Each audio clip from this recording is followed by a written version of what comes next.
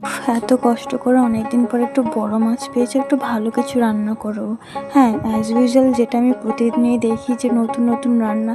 আজকে আমি দেখেছি একটা জায়গাতে, আজকে ফেসবুকে না দেখেছি, না ফোনের মধ্যে দেখেছি, না অন্য কোথাও, যে দেখেছি পেপারে, কাগজে। হ্যাঁ, বাবা যে পেপার নেয় খবর পড়ার জন্য, সেই কাগজে দেখলাম রেসিপি লেখা ছিল।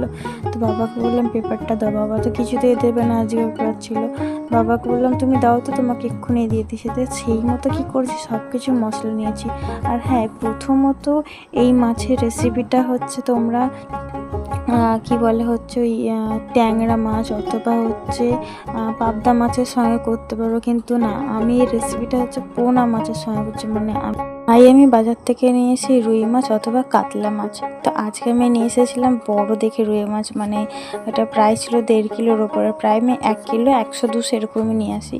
আর আজকে একটু ডিফারেন্ট করেছি, মানে এর মধ্যে দিয়েছি। তো যাই হোক, তোমরা রান্না দেখো আর আমার বক বক শুনতে থাকো। আর আগে যতটা আমার ভিউজ হতো, প্রথম যখন রান্না দিলাম 400-500 এরকম ভিউজ হতো, এখন সেই পরিমাণটাও কমে গেছে। যাই হোক, আজকে সত্যি কথা বলতে রান্নাটা না আমার মাথায় একদমই আসলে না, কী রান্না করবো খুঁজেও পাচ্ছিলাম না।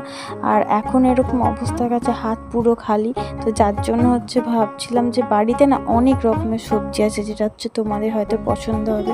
আর একটা কথা বলো তো, কার কার গ্রামের মধ্যে থাকতে ভালো লাগে? আমার তো গ্রামের পরিবেশ খুবই ভালো লাগে। হ্যাঁ, একটু আমাদের গ্রামটা ঠিক গ্রাম্য নয়, একটু শহরে টাইপের পরিবেশ রয়েছে, কিন্তু তারপরেও হচ্ছে আমার গ্রামের পরিবেশটা খুব ভালো লাগে। মানে আমি যেখানে বড় হয়েছি, যেখানে আছি, সেই জায়গাটা ভালো। ঠিক আছে, কাজের জায়গায় কাজ করি, ঠিক আছে, কিন্তু বাড়ি তো বাড়ি, নিজের বাড়িই হয় বলো। আর ওই সেই চাল টাল যেগুলো ভেজেছিলাম, ওইটাকে হচ্ছে আমি ভালো করে মশলা কষিয়ে নিয়েছি। কালারটা সত্যি কি সুন্দর। আর প্রথমবার না এই চাল দিয়ে রেসিপি ট্রাই করছি। আমার মা তো দেখেই নাক মুচকাচ্ছে, বলছে হ্যাঁ কী সব চাল টাল দিয়ে কী সব রেসিপি করে দিচ্ছে আমাকে, খেয়ে নেবো। আমরা খেয়ে দিয়ে কী হবে বলতে পারছি না। মা তো দাঁড়িয়ে দাঁড়িয়ে জানো তো বক বক করে। কিন্তু এখানের মধ্যে একটা জিনিস আমি মিস করেছি, যেটা হচ্ছে ধনে পাতা দিতে হয়। সেই ধনে পাতাটা আমার কাছে অ্যাভেলেবেল নেই, যেহেতু এখন সিজন চলে গেছে, তো অ্যাভেলেবেল কী করে থাকবে বলো। তার জন্য আমি দিয়েছিলাম, ছাদের মধ্যে আমাদের চাষ করেছিলাম পুদিনা পাতা, তো সেই পুদিনা পাতাই হচ্ছে আমি দিয়ে হচ্ছে রেসিপিটা ট্রাই করেছিলাম।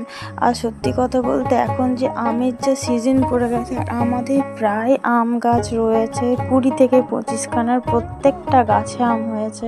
আর যেহেতু একটু বাড়ি থেকে দূরে, তো প্রতিদিন কেউ না কেউ আম একদম থোবা থোবা পেরে নিয়ে চলে যাচ্ছে।